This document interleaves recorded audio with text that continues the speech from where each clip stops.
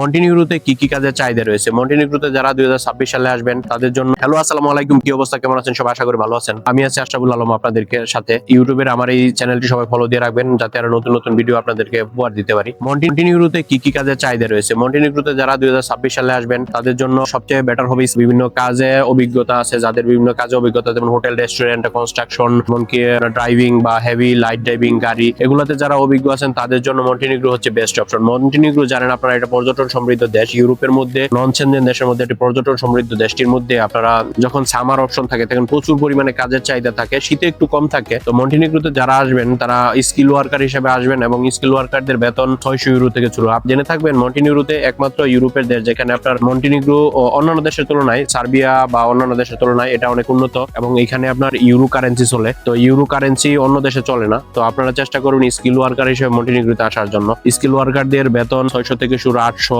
1000, 1200 হইতে পারে। সেক্ষেত্রে সঠিক এজেন্সির মাধ্যমে আবেদন করার চেষ্টা করবেন যাতে আপনারা প্রতারিত না হন। আসসালামু আলাইকুম।